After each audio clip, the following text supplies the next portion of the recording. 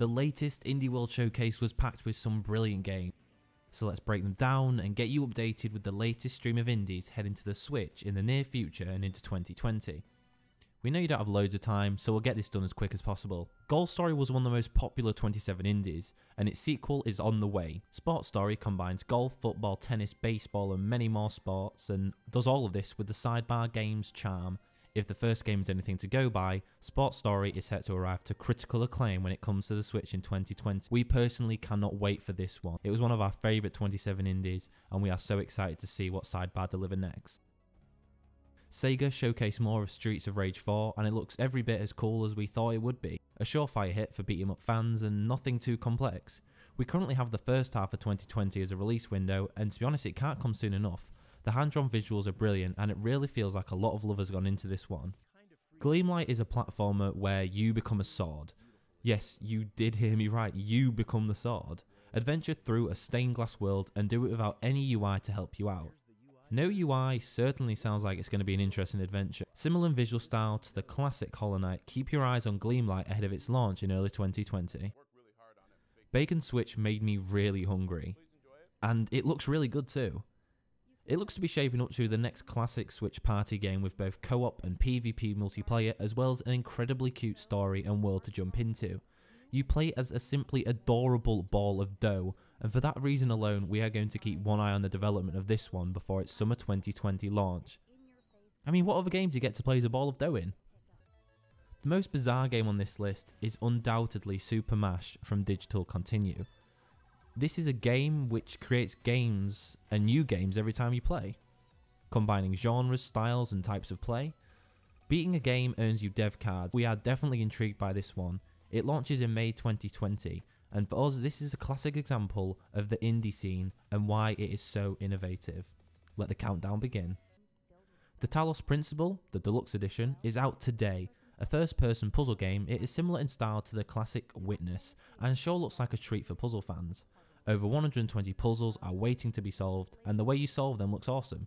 Divert drones, manipulate lasers, and explore a world about humanity and technology. It's also non-linear and it's published by Devolver, and when have Devolver ever let us down?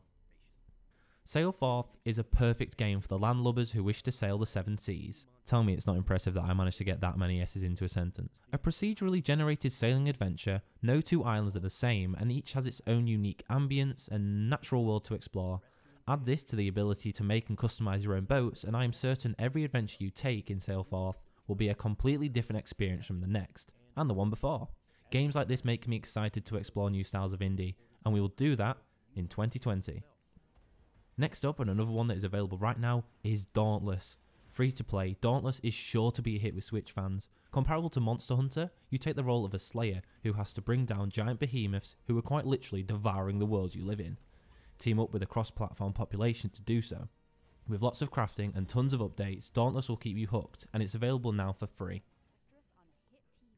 Murder by Numbers puts you into 1996 LA as a star in a hit detective show.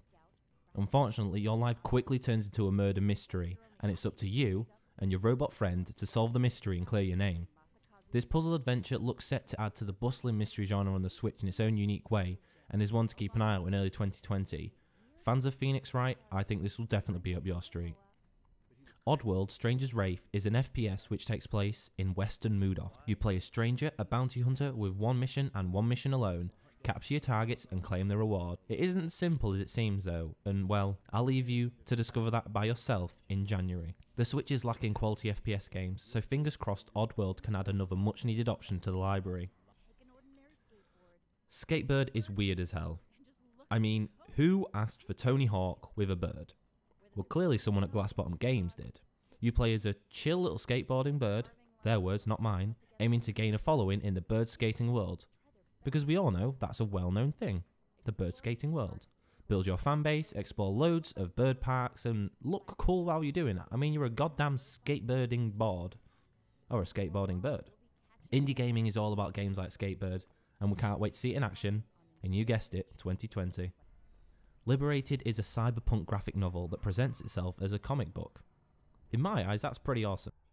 An always online society is where this adventure takes place, and the government rules it with an authoritarian fist, but they can't stop the Liberated though.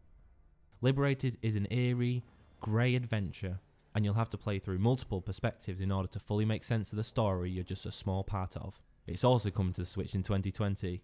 That calendar is already looking so busy. Boyfriend Dungeon is, well, certainly not my kind of game, but it looks pretty interesting regardless. Your summer job involves taking down creatures in dungeons, except your weapons turn into cute single guys. Indies, you really do go wild, don't you? This would never be a AAA game, and I love it. Use your cash to go on dates, fall in love and defeat the monsters, because we all know couples who slay together, stay together. 2020 is the year for love. Dreamscape sets you in a hack and slash roguelite in a woman's subconscious. Obviously, because that's where every hack and slash roguelite takes place. Each world you enter is a new amalgamation of Cassidy, the main character's dreams. Your job is to take on the surreal nightmares she wrestles with every day and break her out of her deep depression. It's certainly an ambitious concept, and it's always great to see discussions of mental health in gaming, but hopefully the core gameplay is good enough to make this another good rogue option on the Switch when it comes out in early 2020. Indie supergiant Team 17 naturally had a presence with the procedurally generated The Survivalist, which is set in the Escapist universe.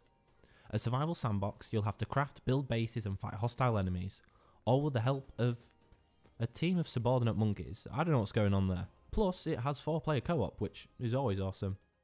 It'll be coming in 2020, and if Team 17's outstanding record is anything to go by, it'll be a brilliant game.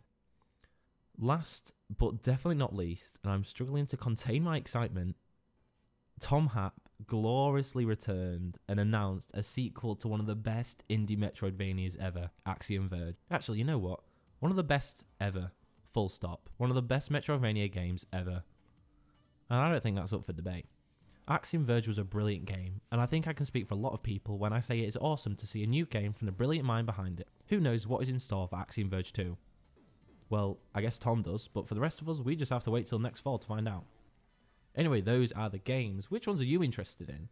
Let us know down below. We'll keep you up to date with all the news and reviews for everything indie, including all the games on today's list. My name is Tom, thank you for joining us at the Nexus, and peace out.